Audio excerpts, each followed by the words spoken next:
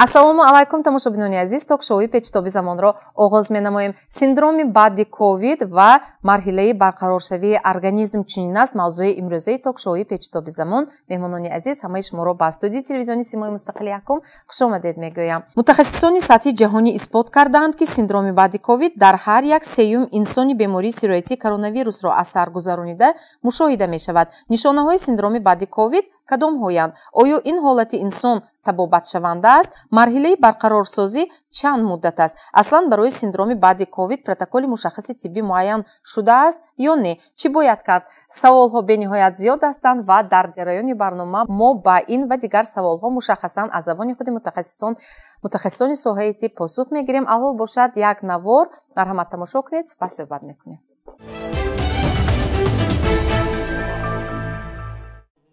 3 сол аст ки мардуми ҷаҳон дар шароити пандемия зиндагӣ мекунанд ва инсоният ин бемориро аз сар гузаронда истодааст. баъди шифо ёфтан аз бемории сирояти коронавирус таъсираш дар организми инсон эҳсос мешавад. онҳое ки ин бемориро аз сар гузаронданд аксарият ба синдроми баъди ковиди рӯбарӯ мешаванд. аломатҳо дар ҳар инсон ҳар хел мушоҳида мешавад. тоифаи дигари одамон бошанд худро солим арзёбӣ мекунанд.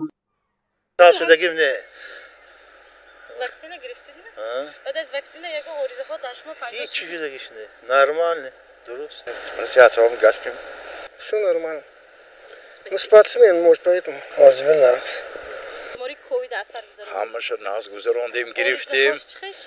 Ҷудо нағз, ягон организма вай нашуд. Чӣ мегӯн? Умуман нағз гузашт манба. Рост чӣ гӯям. Ягон чӣ мегӯн? ҳама тарафа нағз шуд гӯям монам мешад. ҳама тарафа. Дарди гули. Не, ҳеҷ ин хел нест худо. бемори ковид 1 сол пеш аз ин аз сар гузарондам. мана уколои 2 моҳ шуд гирифтам, саломатим нағз. баъди бемори аз сар гузаронда ягон оризаҳо шумо пайдо шуд? Касал шудед? Дарди гули, дарди гӯшт ё фаҳмед? ягон чи нашудам, мадор не, суст бадан. 40 рӯз хор рафтам хона ба. бо нах шудам рафтам, 2 моҳ шуд ман уколи ҳардуша гирифтам. Фикрам ба ҳар касалие ки доштанд, касали пештара кӯна доштанд, ҳамон касалиҳо авҷ гирифтанаш мумкин. Тамом. аммо фикри ман ба касе ки вакцинаҳо мегирад, бемори якумаш сабук мегузаронад, дуюмаш ягон чӣ гӯям шумо ба осложнение намемонад. бемори ковид аз сар гузарондидми? баъди ва оризаҳош чӣ хел шуд? не бидмоли мадам. Да, якумша гифтаги онтон сал вай шудем. Не то шуд хеста натонистим, дуюмаш ба не нормально гузарондим сон. Закони ҳичи ягон вай дести на таб на вай ҳичи шудагим не. аз сарроёсти агентии омори назди президенти ҷумҳурии Тоҷикистон дар вилояти Суғ иттилоъ медиҳанд, ки ҳисоби миёнаи фавт дар вилоят нисбатан боло рафтааст, аммо давоми 3 соли охир новобаста аз бемориҳои сироятӣ дарозумрӣ бештар гардидааст. асосан аз рӯи натиҷаҳое ки дар маълумоти мақомотҳои омури давлатӣ мушоҳидаҳо мегузаронанд, дарозумрӣ зиёд шудагӣ. солҳои пеш агар ки мардум дар соли фарз кардем ки синни солаи дарозмуддатӣ агар 71 бошад, агар рӯзи қариби 74 сола шуд. агар шумораи тавлид ва фавтро дар вилоят таҳлил намоем, соли 2019 63188 нафар тавлид шуда, 11022 нафар фавт диданд. ин рақам дар соли 2020 63232 таваллуд ва 14320 ҳолати фавтро расманд ба қайд гирифтанд, ки шумораи фавт нисбат ба ҳамин давраи соли гузашта 3298 ҳолат зиёд мебошад. мутахассисон онро ба бемории сироятӣ рабт медиҳанд. шумо ҳам бемории сироятии коронавирусро гузарондед? кай гузарондам.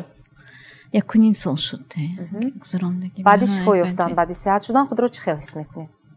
ҳозир нағз. баъди ва камтар бемадорӣ буд, ҳозир нағз шуд. аллакай нағз шуд. бемадорӣ чанд вақт давом кард?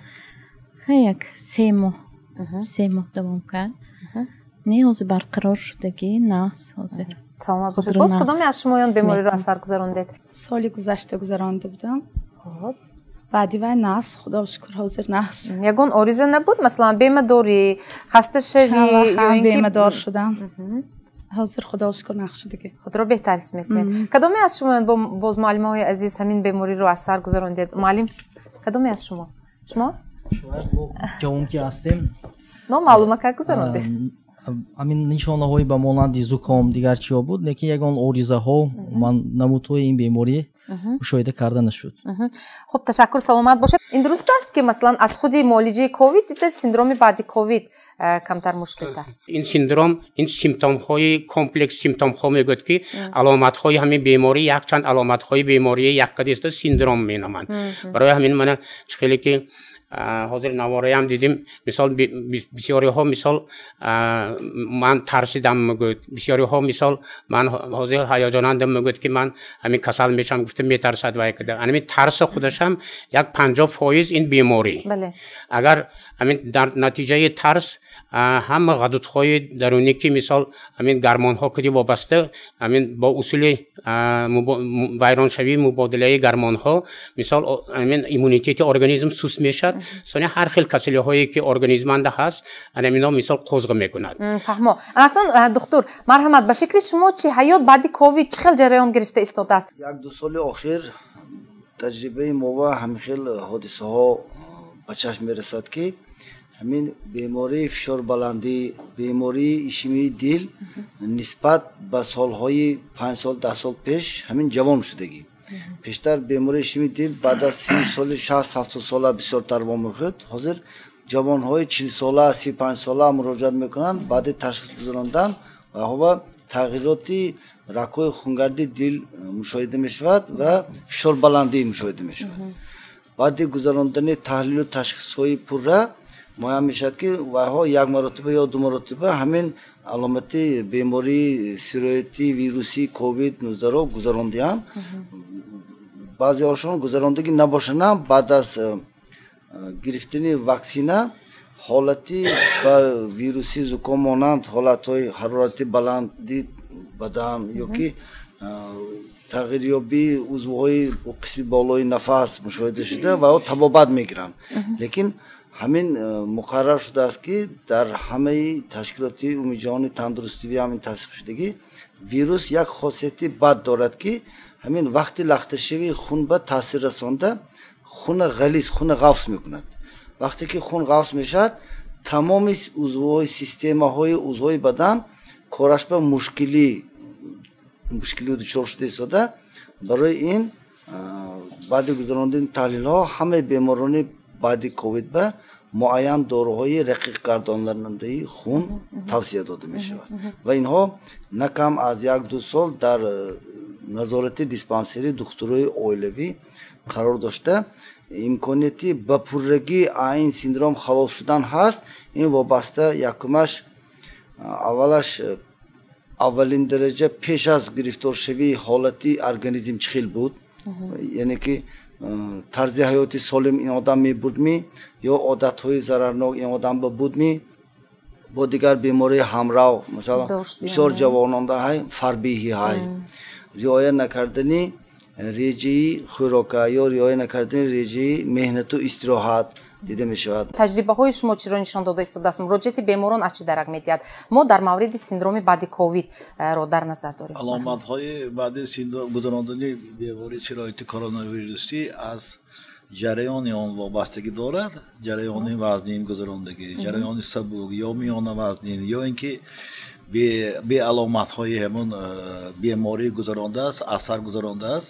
ин вобастагӣ дорад. лекин аз беморхона ҷавоб шудани беморие ки сироити коронавирусро гузарондааст сиҳатшавии ӯро нишон намедиҳад, балки баъд аз беморхона ҷавоб шудан бо табобати реабилитатсионӣ барқарорсозии ҳамон бемориҳои ҳамон беморро мо гузаронданд ва кор мувофиқи нақша. ин барномаҳои реабилитатсионӣ ҳозир тартиб дода шуда истодааст ва ин аз зоҳирияти худи бемор чӣ хел гузарондагӣ, чӣ хел асар гузарондагӣ, чӣ хел бемориҳои ҳамрадиф дошт.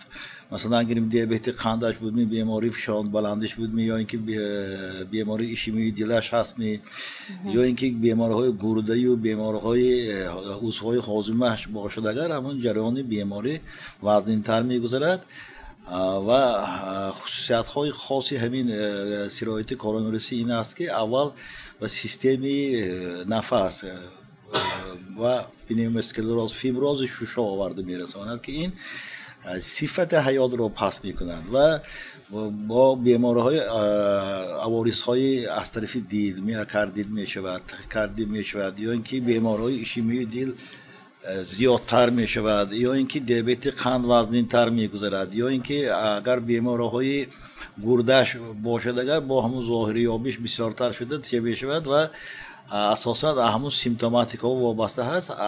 بنابر همین بعد از گذراندن بعد از بیمارخانه جواب شدن بیمار باید که از طرف دکتران درمانگاهی یا اینکه هسپیتالی یکم خودی بیمار باید که تا 14 روز با محدودیت را اجرا کرده خانش بشتنش در کار کرانتین به بعد از وای این تبابتی برقرار سازی ریابیلیتاسیون و میگوید همه گرفتنش لازم. نحن دکتر میگوید اکثریت مردم بین خود مثلا وقتی صحبت میکنن میگویند که اون نفری که نسبتا وزنین‌تر گذراند این بیماری رو در ادامه حیات وای باز ایمونیتتی بیشتر حاصل میکند، مستحکمتر میشود ایمونیتتش. تا کدام اندازه این گفته ها اثبات خود را یافته استادن؟ مثلا درجه سبک، میانه، وزنین کدام از اونها شاید اندازه نمیدونم سیندروم بعد کووید رو احساس نمیکنم؟ سیندروم بعد از کووید رو احساس نمیکردگاه ممکن که نباشد، چون که بسیار شخصان بعد از بیماری کووید رو گذرانده یا این یا آن عوارض ها رو اثر میگذرانند و شکایتشان هست. یکمش دویمش همون جریان وزنین گذراندنش یا اینکه از بی علامت ها گذراندن شرایط کرونا ویروسی نشان میدهد که بعضی وقت ما رنتگن یا کامپیوتری توموگرافی میگذرانیم بیماران یگان خیلی شکایتش نیست لیکن علامت های ظاهری یابی پنیومونی شدید دیده میشود. خیلی پرسنل همون وایکدی جریان وزنین یا اینکه وای گذران اصلا جنش عوارض های بعد سیندروم کووید بسیارتر مشاهده میشود. اناکنون همین پیدا شدن سیندروم بعد کووید اینجا گفته استادن که قریب در همه مشاهده میشود، بعضیا اهمیت نمیدن و بعد تشخیص معین میکند که وای چه حالت رو اثر گذرانده شده است. سیندروم بعد کووید گفته استادن پیدا شوی اون از صفت همون معالجه خود بیماری کرونا ویروس وابستگی دارد یا نه؟ اینجا یک معما هست معلومه که نه همه بیمارانی که گرفتار بیماری میشن به طبیبان مراجعت میکنن، این یک معما. دوم معما همه که نه همه بیمارانی که مراجعت میکنن از تشخیص پوره ایمونولوژی میگذرن. من مثال وقتی که بیمار گرفتار شد ما به هم میبرم برای بستری کردن بیمار به بیمارخانه ما تحلیل ایمونولوژی PCR میگیریم. PCR با ایمونوگلوبولین G های ایمونوگلوبولین M های. اگر ایمونوگلوبولین G باشد اگر این علامتی آن که وای علاقه بیماری گذشته رفتگی وای برای گرد و اطراف سرایتناک نی وای اوجه معین مسئولیت ضد همون بیماری ویروس اوجه مقاومت پیدا کردگی. اگر ایمونوگلوبولین M باشد اگر این معناش همین که وای حاضر مرحله شدید به قرار داشته حاضر و خودش بیرون به لوبی داون نفس کردی خارج میکند ویروس و یا ایزولیاسیون کردن دکار وای حجره علایده و جای کردن در کار بیمارخانه سرایت و خرافت نمیکنه. همین بین مردم همین رسم شد که یک دکتر اولوی مراجعت میکنن و دکتر اولوی و یا داروخط نوشته میتین و یا خانه و طبابت میکنن. نه همه بیماران رفته تحلیلگاه به تحلیل همین ایمونولوژی میگذارن. وقتی که و یا تحلیل ایمونولوژی نمیگذارن برای طبیب نامعین میماند که وای کرونا ویروس بود می یا وای زکام موسمی عادی بود می. انا همین همه وای میگه من کووید شدم میگن لیکن در اصل وای کووید نه و هم تو التهاب شدید روی نفس یا بادمکای گلو بود که وای برای گیدو اطراف ضررناک هم نبود لیکن وای برای احتیاط خانش علایده کده شیشت. آدمایی که در حقیقت PCR مثبت نشان داد و ها همه مرحله‌های اره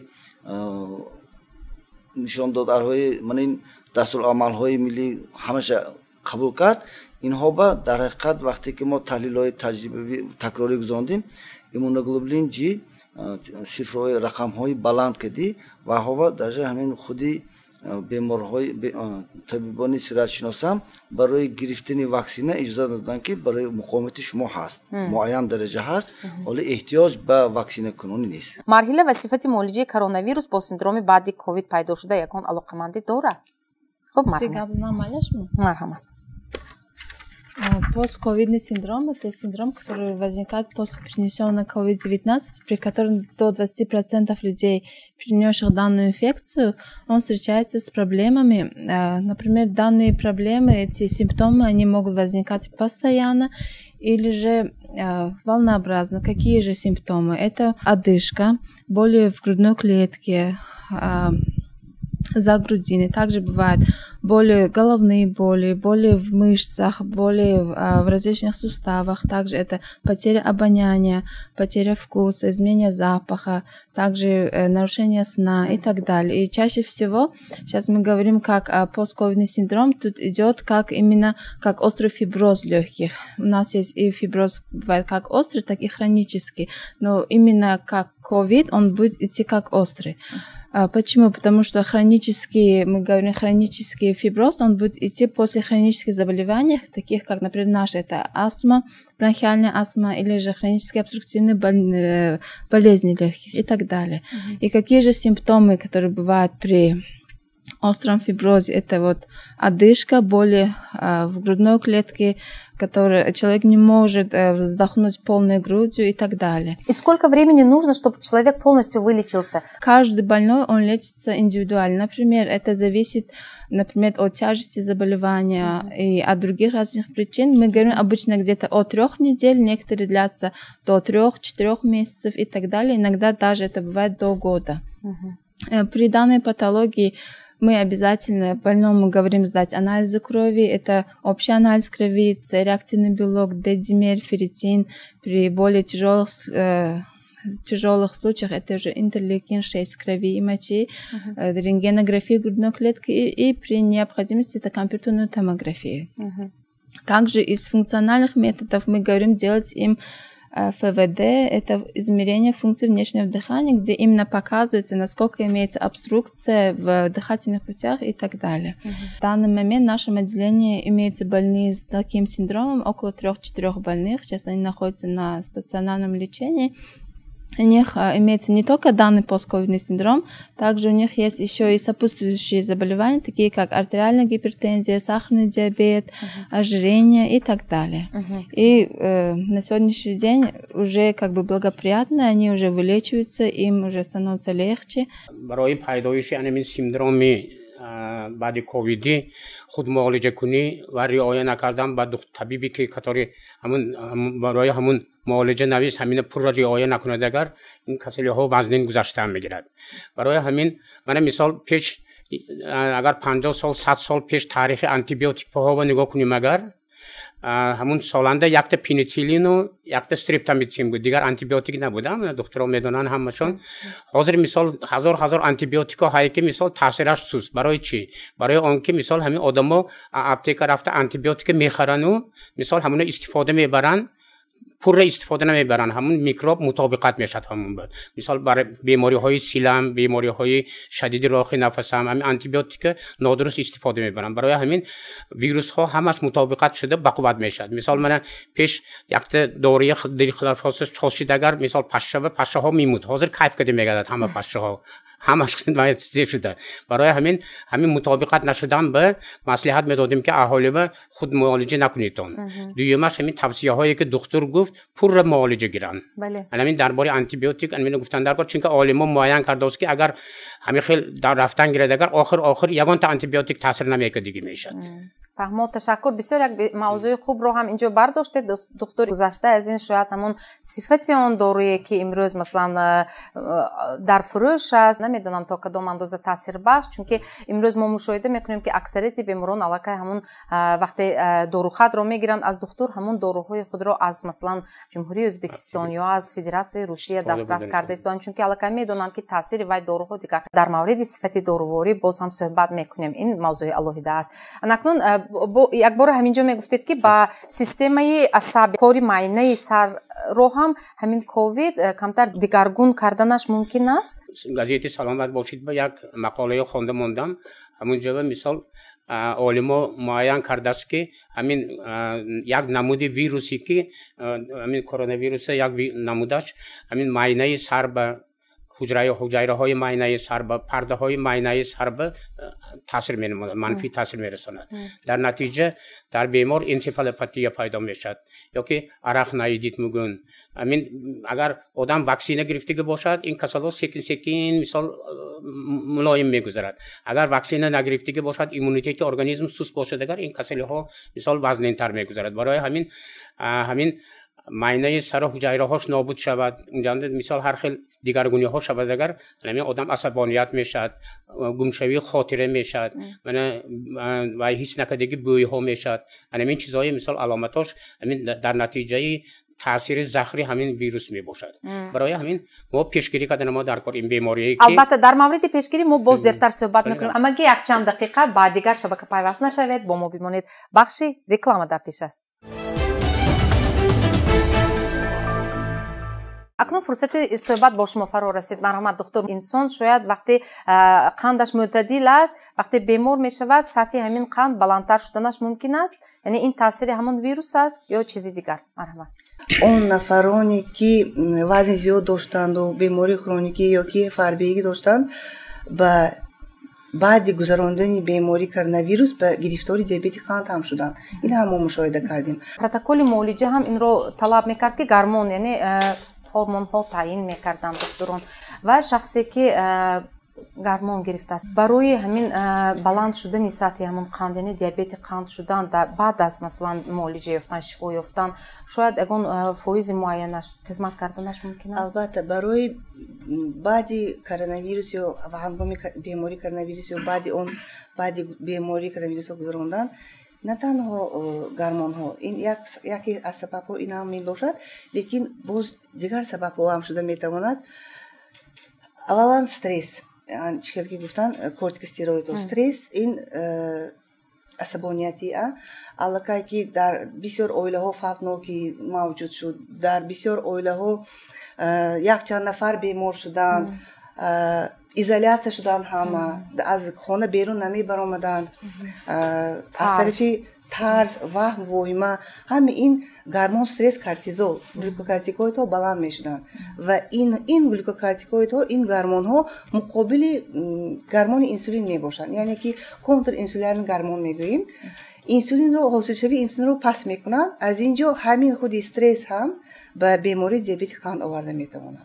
از دیگر طرف باز آدمان در ایزولیاسیون بودن کم حرکت میکردن، در خانه میشتن، خوراک استفاده میبردن، حرکت کم بود، با وزن زیاد گرفتار شدن، بسیاری ها وزنشون زیاد شد و با فربگی گرفتار شدن. این هم یک سببی بیماری قریب 80-90% بیماری دیابت قند این عصبی وزن زیاد می باشد که وزن زیاد به غدود زیر معده وزنی میکند و بیتا حجایره ها انسولین رو حس نمیکنند. اکنون وقتی ما سندروم بعد کووید میگوییم و یکی از علامت های اون همین خب دیابت قند باشد، مثلا رقم های عمر چی رو نشان میدن؟ واقعا هم در همین دوره پاندمی گرفتار شوی با دیابت قند زیاد شد یا کم؟ البته نه تنها در تاجیکستان بلکه در تمام جهان مشاهده کردن که طبیبان علمان البته بعد همین بیماری گرفتاری کووید 19 دیابت قند هم ما مشاهده کردیم که نظر به دیگر سالها زیادتر بود، لیکن باز زیادتر شد. حتی کودکان نوجوانان هم به این گرفتار شدن. برای چی؟ همین خیلی می شود که مثلا از طریق ژنتیکی اگر به گروه خطر داخل شود اون نفران همین ویروس نه تنها ویروس کووید بلکه ویروس گریپ هم زکام هم به همون حجایره های ارگانیسم آنتیتلا جدا میکنند. آنتیتلا جدا میکنند که بر ضد همین کرونا ویروس یا بر ضد همین بیماری های ویروسی یا انفکسیونی مبارزه بردن. همین خیلی دیفکت ژنتیکی میشود که این آنتیتلا بر ضد این ویروس ها مبارزه نبرده، بر ضد خود ارگانیسم انسان، یعنی که بر ضد حجایره های بیتا حجایره های غدود زیر معده بسیار آنتیتلا جدا میکنند و بیتا حجایره ها نابود میکنند. از اینجا با سبب که انسولین کم میشود بیماری دیابت قند گرفتار میشود. بسیارتر باز مشاهده کردیم که کودکانی که حرارتشان بلند میشد به پیش ما حاضر می آیند بسیارتر شده است، دیابت قند نو پیدا شده онҳо агар мо таърихашонро пурсем, албатта 2 ҳафта пеш ё 1 моҳ пеш ё 2 моҳ пеш ҳароратшон баланд буд. Яъне ки беморӣ ягон хел вирусӣ гузаронданд. Бисёр қариб ки 90% кӯдакон ҳамин хел таърих доранд, таърихи беморӣ доранд. Он нафароне ки мо мушоҳида кардем беморӣ баъди коронавирус ба гирифтори бемории диабети қанд шуданд, масалан агар аз 10 нафар 8 нафарашон қандашон баланд шавад, мушоҳидаҳо нишон дод ки дар баъзеашон бемории қанд тамом шуд. Қанд дар меъёр омад. Лекин дар аз 8 нафар 2 нафарашон бемории қанд монд. Ин ҳамин хел шуд ки масалан мо вақте ки табашон баланд мешуд, ҳолати коронавирус дар ҳолати вазн қарор дошт, қанди онҳо то 20 баланд мешуд. мо дар он ҷо албатта дар ин ҳолат ягон хел ҳабҳо ёрдам намедиҳад. ҳам диабети қанди нав пайдо шуда бошад ва ҳам беморӣ ки диабети қанд дорад. Албатта мо онҳоро даро ба инсулини кӯтоҳмуддат мегузарондем, назорат мекардем, давоми 1-2 ҳафта қанди онро нақс карда бо ҳамроҳи сироятшиносон табобат мекардем ва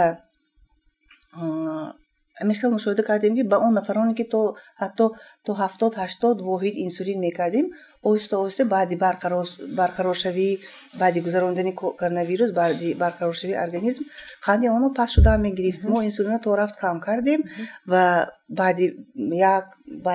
баъзеҳо баъди 1 моҳ, баъди 1.5 моҳ, 2 моҳ мо ба ҳабҳои қандпасткунанда гузарондем ва ҳамин бо ҳолат нишон дод ки ҳабҳои қандпаст. Албатта ин табобатҳо аввал паҳриз, баъд инсулину ҳабҳо ва баъди он ки ҳабҳоро қабул мекарданд қанд боз дар меъёр меомад, мо ҳабҳо ҳам манъ кардем ва дигар қанд баланд намешуд. Лекин дар бисёр ҳолатҳо диабети қанд монд. Он нафароне ки падару модарашон қанд доштанд ё бобои бибишон қанд доштанд, ирсӣ ба аз тарафи хатари ирсӣ доштанд, баъзеи онҳо диабети қанд монд ва таҳти назорати шумо қарор доранд. Албатта ташаккур, саломат бошед. Эҳтимолияти ташаккули тромбоз баъди ковид ба миён омаданаш мумкин аст ва то чӣ андоза ана ҳамин ҳолат барои инсон хатар дорад, хавфнок мебошад? Марҳамат. албатта чӣ хеле ки мушоҳидаҳои табибон, мушоҳидаҳои олимон нишон доданд, ин бемории ковид на танҳо ин бемории роҳи нафас ё ки худи шушҳо мебошад. албатта ин ковид ба ҳамаи узвҳо таъсири манфии худро мерасонад, аз он ҷумла ба системаи дилу рагҳо низ. ин худи синдроми баъди ковидӣ низ ин мафҳуми бениҳоят чуқур, ин ташхиси бениҳоят калон, чуқур буда дар ин ҷо паст шудани фаъолияти бисёри узвҳо нишон дода мешавад. худи ковид чӣ хеле ки ба ҳама маълум, чӣ хеле ки аз тарафи табибон, олимон якчанд маротиба ҳам мушоҳида шудааст, ҳам ба ахбори омма, ҳама адабиётҳо, ҳама гуна ба халқ дастрас шудааст.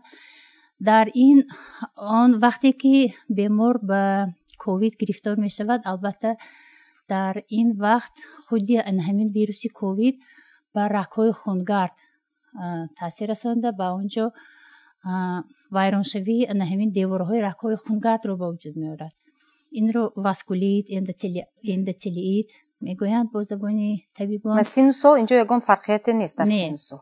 хоҳ ҷавон бошад, хоҳ калонсол? шахсе ки новобаста аз сину сол ба ин беморӣ гирифтор шавад, албатта вай ин худи вирус ба рагҳои хунгард таъсири манфии худро бениҳоят сахт мерасонад.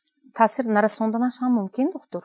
инҷо дар оғози барнома якчанд нафар меҳмонони мо гуфтанд ки воқеан ҳам бемориро аз сар гузаронданд, аммо хушбахтона онҳо синдроми баъди ковидро аз ин ҷиҳат эҳсос намекунанд. ба худи иммунитети одам вобаста. агар мана сину соли ҷавон албатта иммунитеташон ба қувват, сину соли миёнасол ё ки калонсол албатта онҳо бемориҳои ҳамрав доранд. аллакай чӣ хеле ки мана духтур гуфтанд фарбегӣ бисёртар дар байни калонсолон мушоҳида мешавад. ҳама ин аллакай ба ковид як шароити муфид, як шароити муайян барои зисти онҳо шароит пайдо мекунад. аз ҳамин ҳисоб калонсолон ё ки миёнасолон ин ковидро вазнинтар мегузаронанд нисбат ба ҷавонон. وقتی که آدم گرفتاری این بیماری می شود، خیلی که گفتیم واسکولیت اندوتلیت پیدا می شود، این البته به غوص شوی، به لخته شوی خون آورده می رساند. لخته شوی خون در اینجا به نهایت سخت وزنین می گذارد.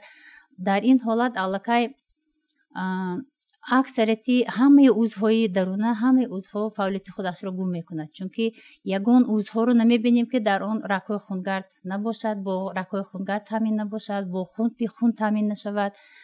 از همین حساب همه عضوها فعالیتشان پست میشود. وقتی که اندوتلیت و واسکولیت میشود، البته لخته شوی خون اگر زیاد شود، اگر میکروترومب ها میگویند قسم های خون لخته شده، به رگ‌های خونگرد به روش جاری شوی خون مانعی رسانیده، البته ترومب و ترومبوز رو به وجود میارند که این معالجه شونده است، به نهایت خطری کلان دارد. اگر سری وقت به طبیبان مراجعت کنند و طبابت مفید و طبابت همین مخصوصی خود رو اگر گیرند، البته این طبابت شونده از این در تجربه های ما هم از این بیماری ها بسیاری ها شفا یافته برآمدند. حتی یک بیماری به نهایت خطرناک، این ترومبوامبولی شرايين ششم میگویند و ما بسیار دچار شد پس از این پاندمی و پس از کووید گذراندنی و بیماران. این البته اکثریت خیلی در ادبیات آمده است که 80% این بیماران الکی عاقبتی ناخوش دارند، یعنی که فوت در بین این گروه بیماران بسیار. نو در بین آن بیمارانی که به ما مراجعت کرده بودند، البته شفایابی هم در دیده شد، گذرانده شد. طبابت نغز گرفتن، سری وقت مراجعت کرده، از این حالتی ناگوار و از این حالتی وزنین برآمدند بیماران. خب اکنون نگاه کنید، باز هم همون سوال عنعنویه که تکرار شود تمام معین کردم میخواستم. واقعا هم همین جوان شدن بیماری فشار بلندی، اینسولت، اینفارکت، این باز هم عاقبت‌های همون کووید است. البته ما در مرکز خودمون یک تحقیقات گوییم، یک معاینه نظارت گذراندیم. این یک گروهی بیمارانی که تو سرشوی تو پهنشوی بیماری در تاجیکستان بود و یک گروهی بیماران بعد از به معیار آمدنی حالتهای اپیدمیولوژی در همین مملکتمون، در خصوصا در ولایت سوغد، این دو گروهی بیماران رو ما نظارت کردیم، معاینه گذراندیم، یک مقاله خوب نوشتیم.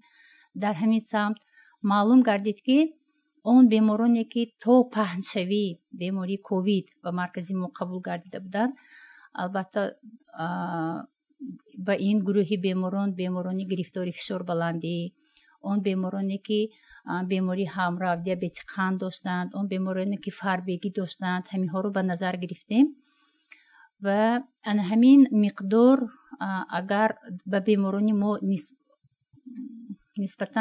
نسبتی به اون دوره که ما بعد از به معیار آمدنی حالتهای اپیدمیولوژی تحلیل کرده بودیم، این بیماران البته کمتر بودند. یعنی که پس از به معیار آمدنی حالتهای اپیدمیولوژی مقداری بیماران فشار بلندی، اوریزانوکی این بیماری، یعنی 100% این سیندروم بعد کووید گردیدند.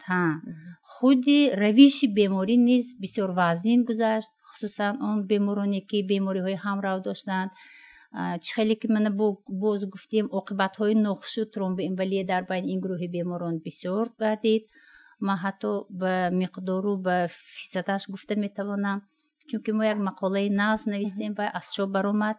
یعنی رقم ها چی رو نشان دادن؟ نشان دادن که حتی تا 52% بیمارانی با فشار بلندی قبول گردیدن، در بین آنها اوریزانوکی بسیار گردید.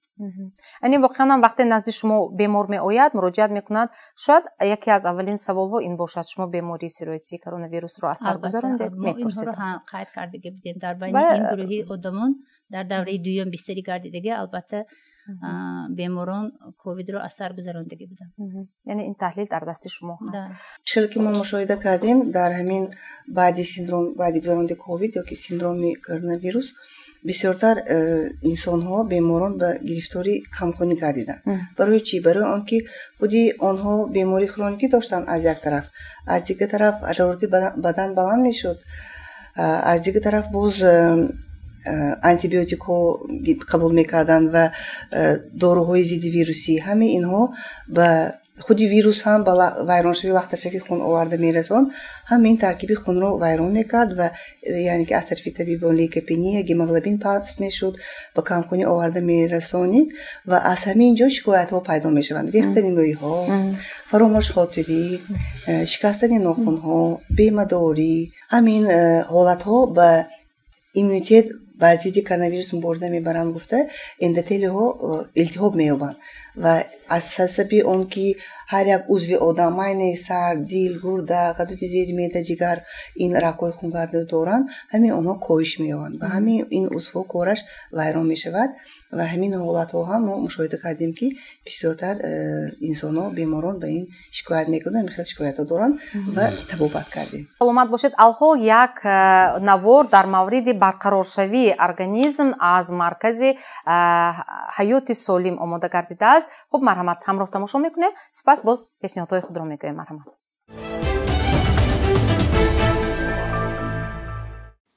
сабоат исмоилова сокини 74 солаи шаҳри хуҷанд мебошад. баъди сироятёбӣ ва табобати бемории коронавирус аз вазъи саломатии худ шикоят дорад. мутахассисон махсусан духтурони сироятшинос ва эпидемиологҳо ин синну солро ба гурӯҳи осебпазир шомил мекунанд. аммо сабоат хола оризаҳои covid-19ро ба тарзи ҳаёти солим иваз мекунад. сони роҳи нафсам сарлайтар буд раҳривим душвортар буд меомдам вай кардам маслиҳат кардам ишитан ино ман ба методашонро гуфтам хай ҳаракат кардам омдам ки ақл раҳривим нақдар шавад омдам як дусе бори омдигим хай духтарам овдумон ё таксикид омдам рафтам баъд аз як ҳафти уже ман ки ҳамин хӯроки ҳозирии нақс диетаро гузаштам нақс худам ҳис кардам нафасгирӣ ман роҳи гаштанам беҳтар шуд манба. имрӯз сабоат хола бо дугонааш ки 71 сола мебошад машқ мекунад. онҳо дар маркази тарзи ҳаёти солими абрикосови рай ҳафтае 3 маротиба машқи йога менамоянд. дугонаҳо баъди ковидро асар гузарондан машқу тамринро оғоз карданд. барои муолиҷа омдам аз моҳи октябр ҳозир натиҷаш ҳамин ки худама нақс мекунам роҳгардим нақс шуд ҳамин хеле хулоса омдам ки барои мо ба ин занҳои синну солашон калон шахсон тез нақс ҳаракат карда ҳамин йогава иштирок карда кадам беҳтар будааст. дар ҳамин ҳол зебуниса солиева соҳибкор мутахассиси соҳаи варзиш махсусан йога иброз медорад ки шумораи муроҷиаткунандагон баъди пандемия ба маркази солимгардонӣ бештар шудааст зеро машқи ҷисмонӣ ва рӯҳӣ ба саломатии инсон фоида дорад. ҳолатҳоеро зебунисо дар таҷрибаи кориаш дидааст ки шахс баъди асар гузарондани коронавирус ваҳмак шуда маҳз йога аз ин ҳолати рӯҳӣ раҳо бахшидааст. вай чӣ қадар мо дору нахӯрем ҳамон хуна суюқ мекардагӣ доруҳое ки холестерина паст мекунад давления паст мекунад барои рагои хуна барқарор кардан дору ёрдам карданаш душвор аст вақте ки хӯрокамо нодуруст мебошад. ҳамин муаммои хуҷандиҳо дар он аст ки бисёр хӯрокҳошон аз гӯшту хамирину рӯғанину намакин шерини бисёртар мебошад ва растанӣ бисёр кам мехӯранд. ҳамин боли алқотба кам так ҳамин кавути чорта мечошану халос. ба фикри ман агар мо хоҳем ки доим солим истем доим хуномо таркибаш солим бошад мо бояд ақаллан 50% хӯрокамои растанӣ кунем. ин на он ки фақат агар мо сабзавото гап занам агар бисёриё картошка мекунанд не картошка не албатта ҳама намуди капусташу наш дар кор. ҳоло дар ин марказ 7 гурӯҳ занҳову мардон ба йога машғул мешаванд ки шумораи онҳо тақрибан 50 нафарро ташкил медиҳад. аз рӯи меъёри синну солӣ аз 12 сола боло аст. алҳол бошад бештари муроҷиаткунандагон аз 40 сола боло мебошанд. мафтуна шукур ва наимҷон аюбов махсус барои барномаи печутоби замон.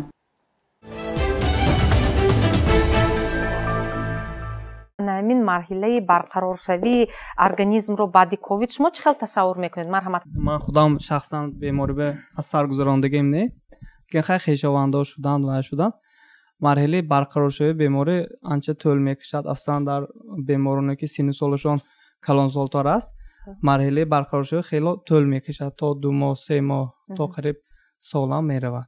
ин мушоҳидаи шахсии шумо. Хуб ягон нафар шахси наздикатонро дидед шумо. Хуб барқароршавиро чӣ хел маслан дидед ки занҳои аз 70 сола боло инҳо имрӯз бо йога машғул ҳастанд то ки ҳамин ҳаёти солимро пеш гиранд ва марҳилаи барқароршавиро хуб тезтар гузаранд. албатта ин варзиш ба машғул шудан ё ҳаракати ҷисмонӣ кардан организмба кӯмак мерасонад астан барои барқарор кардан ин роҳи беҳтарин мебошад. хуб ва он наздикони шумо ҳамин роҳро пеш гирифтанд ё не пеш карданд? албатта то ҳадди имкон иҷро мекунам. ташаккур. муаллим ба фикри шумо чӣ марҳамат ҳамин марҳилаи барқароршавиро чӣ хел гузаронданд?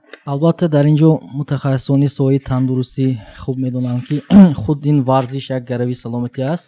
чӣ хеле ки гуфтанд машқҳои ҳам рӯҳӣ ҳам ҷисмонӣ ба тарзи ҳаёти солим бениҳоят таъсири ҷиддӣ мегузоранд.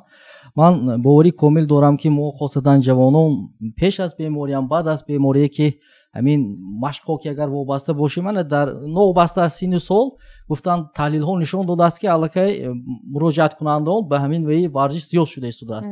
бинобар ҳамин таъсири варзиш ман боварӣ комил дорам он шахсе ки бо варзиш машғул аст вай ба як таъсири рӯҳиям мебахшад ки тавоногӣ зебогӣ ин худ аз варзиш вобастагӣ хеле зиёд дорад.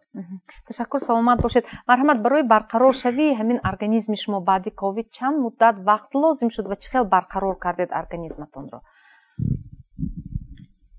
муддати бисёр рафтагишни чӣ хеле ки гуфтам баъди 3 моҳ ҳамаш нақ шуда рафт ва давоми ҳамин 3 моҳ маслан кӯшиши хуб барқарор кардани организматонро кардед ва чӣ хел бо кадомро? ё не ҳам то худ аз худ? не кӯшиш кардам витаминҳо бо маслиҳати духтурон укрепляющий мегӯяд ҳамин чизҳоро вай кардам истеъмол кардам. бисёртар аз ҳамин вайҳо сабзавотҳо истеъмол карда ҳозир наст. ҳай шумо бемориро аз сар гузарондед ва чӣ хел организми худро барқарор кардед ва масалан давоми шояд 1 ҳафта 2 ҳафта бемориро аз сар гузаронда бошед баъд аз вай чӣ кор кардед? аз витаминҳо истифода кардем бисёртар аз вайҳо витаминҳо истифода кардем ғизои солим хӯрдем аз бисёртар аз витаминҳо буд сабзавот меваҷот истифода карда барқарор кардем организм. баъди сиҳат шудан шифо ёфтан якбора ба кор баромадед кор рафтед мактаб? камтар рухсатӣ гирифта баъд ба кор баромадам. бисёр мехостам ки ҳамин роҳи барқароршавии организмро ба мо нишон медодед. марҳамат. барқароршавии организм мисол ҳамин мана чӣ хеле ки ҳозир гуфтанд варзиш ки гуфта накун варзиш ҳам ҳар хел мешад мисол мана кардиолог мумкин дастгирӣ мекунанд мисол эндокринолог дастгирӣ мекунанд агар варзишҳои вазбин бошад беназорати табиб бошад беназорати мутахассис бошад ва зиён оварданаш мумкин. барои ҳамин варзиши ҳам меъёраш ки гирифтан дар дуюм ин ғизои солим гарави саломатӣ меноманд. барои ҳамин барои баланд бардоштани иммунитет мева сафедаҳо дар кор меваҷотҳо витаминдор меваҳо дар кор кабутиҳо дар кор чеснок афлисун мисол витамин с витамин б-дор ҳамин маводҳо дар кор ки ҳаминои мо истеъмол кунем. акун анамон истеъмол ҳам мисол меъёраш шуданаш дар кор. асосан мисол мо тарзи ҳаёти солим ба риоя кардан мо дар кор аз сигоркашӣ нашамандӣ ин сигор майнӯшӣ анамино мисол қабули дороҳои психотропӣ дур шудан дар кор ин як тарзи ҳаёти солим. ташаккур. саломат бошед. ҳамагӣ якчанд дақиқа баъд дигар шабака пайваст нашавед бо мо бимонед. тамошобинони азиз ин токшоҳои печтоби замон аст ва мавзӯе ки имрӯз мо муҳокима карда истодаем синдроми баъди ковид ва марҳилаи барқароршавии организм. хуб бахши пешниҳодҳо идома дорад ва хуб ман бисёр мехостам ки духтур марҳамат пешниҳоди шумо? ман ҳаминро мехостам гӯям ки барои барқарорсозии тамоми беморӣ ҳамаи беморӣ на танҳо коронавирус албатта тарзи ҳаёти солимро интихоб кардан лозим ва албатта машқҳои ҷисмонӣ ин бояд индивидуалӣ бошад.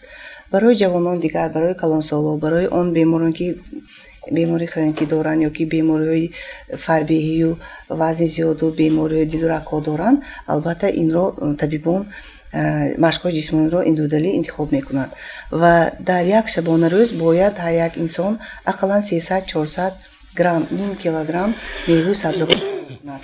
Бисёртар аз кабудиҳо. Ман чӣ гуфтанӣ? Хӯрокро ҳамин хел қабул кунанд ки хӯрок ҳамчун гиёҳ бошад ва ҳамчун доруворӣ ба организми инсон таъсир кунад. Вагарна дар акси ҳол агар мо ҳамин телевизор ёки диван душмани ашадии вазни зиёд мебошад, вазнро зиёд мекунад, агар зиёд аз меъёр бисёр бинанд ёки дар истифода кунанд.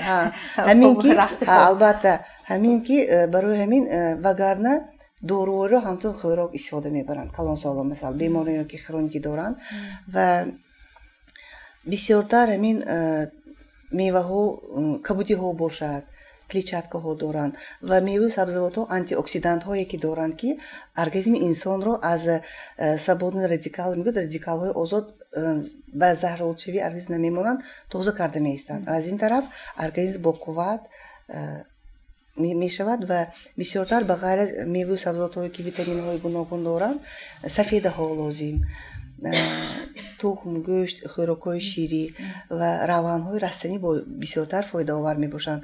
Равғанҳои чорво камтар шуданаш лозим барои холестерин баланд нашудан ва назар меафканем масалан ба 100 сол пеш. 100 сол пеш қариб ки оча бобоҳои мо хӯрокҳои табиӣ қабул мекарданд ва ҳаракатшон ҳам зиёд буд. ҳозир мо бо мошина, телевизор, мошинаҳои ҷомашӯӣ, лекин ҳаракати онҳо зиёд буд. Барои ҳамин ҳаракат кардан лозим аст ки дар як шабонарӯз ақал инсонҳое ки калонсол мебошанд то ним соат пагоҳ, ним соат бегоҳ роҳгардӣ бошад. Ин ҳам ҳаракатҳои дасту пойҳо ва ҳаракат кунем ки пеш ҳам гӯшташон табиӣ буд, ҳам тухмашон табиӣ буд, меву сабзавотҳо табиӣ буд. Ба ҳамин хӯрокҳое ки ҳозир ки мо торт мехӯрем, шириниҳо мехӯрем, бо чи ҳар хел фастфудҳо истифода мебарем, ҳамин хӯрокро муқоиса карда агар хӯрокҳои табиӣ истифода баранд, организм бисёртар солим мешавад ва пурхӯрӣ нашавад. ҷавонон бошем баъзе ҳолатҳо саҳифаҳои интернетро мекушоем ва роҳи муолиҷаро аз интернет мекобем. хуб унҷа ҳар чӣ навишта шудааст, масалан дар мавриди ҳатто машқҳои ҳамин роҳи нафас низ то кадом андоза ин дуруст аст ва бемашварати табиб дар ана ҳамин маврид дар ҳолати барқарор шудани организм хуб баъди ковид бемашварати табиб ҳам худмуолиҷа кунӣ роҳ додан мумкин аст ё не? Анамин машқи нафас гуфта истодааст дар интернет ё дигар масалан машқҳои ҷисмонӣ. хуб марҳамат, то кадом андоза дуруст аст? фибрози шушҳо ва машқҳо мегӯянд. масалан машқҳои роҳи нафас ин варзиши муолиҷавӣ мегӯянд. ина бисёр хуб мешуд ки агар як бор пеши табиб, пеши ҳама ваяш духтури оилавӣ рафта маслиҳат кунанд чӣ хеваҳош ҳамин ваҳош способ бошад.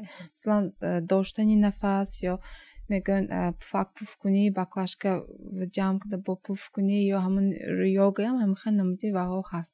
худи ҳам беморие ки ҳамин фиброзот доранд мо ҳамунҷава маслиҳат метиҳем ки ваҳ кунанд баъди гирифтани табобати доруворӣ сони ҳамон ваи табобати машқҳои ваҳ кунанд чӣ кунанд. ва ин тавсияи шумо барои ҳар нафаре ки ҳамин бемориро аз сар гузаронед ё ин ки барои онҳое ки шояд нисбатан намедонам як андоза вазнинтар бо ориза гузаронанд? албатта ин на ба ҳар як бемор ва мебошад тавсия дода мешавад. бисёр ба беморие ки имина душворӣ бо нафаскашӣ доранд, нафастангӣ, дарду дар қафаси сина, бисёр ба инҳо ваъ карда мешавад. бедору беаҳабдору ҳам инҷо ҳамин йога ҳам ба узвҳои роҳи нафас ҷудо таъсири вай дорад. вақте ки мо нафас мегирем имна нафас бо бинӣ карда бо даҳон мебарем, ин вентилятсиони шуша бо беҳтар мекунад.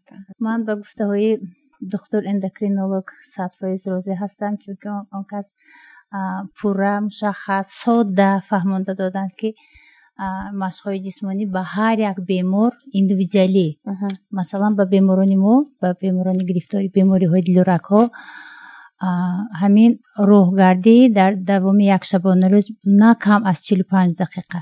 асосан беморони мо баъд аз сактаи миокард гузарондан ва марҳилаи барқароршавӣ, он бемороне ки норасогии музмини фаъолияти дил хронически сердечный достаточность мегӯянд, ба онҳо акун машқҳои сахти ҷисмонӣ ва ҳова мумкин не баръакси таъсири манфӣ мерасонад агар машқҳои сахти ҷисмонӣ кунанд.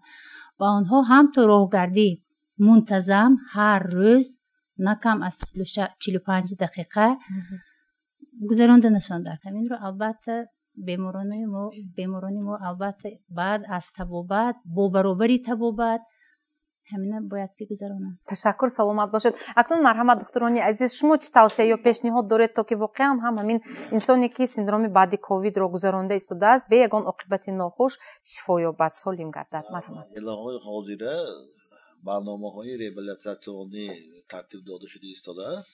Аввала ҳамонҷо мегӯяд ки аввал маслиҳати мутахассис терапевт пулмонолог, дуюм ажи маслиҳати физиотерапевт, сони машқҳои оиди барқароршавии роҳи нафас, дилу рагҳо, гурдаҳо, дигар машқҳо, сони табобати физиотерапевти барқӣ ин барои ҷудо кардани балғаму агар бошад, агар галотерапия мегӯяд ба воситаи намак. Мо соли 2021 моҳи февраланда моя аз тарафи вай беморшудагоҳи фиристодан хоҷа оби гарм ваи намакаши радонуи ваннаш аст бисёр нағз фоида кард. Ҳамон баъд аз маслиҳати духтурои физиотерапевтҳо ҳамин табобатҳои барқӣ, табобатҳои галотерапия ба воситаи намак, дар шахти намак ваи шифонда ҳаст, санаторий, бисёр санаторийҳои монда ҳаст, урутиепанда ҳаст.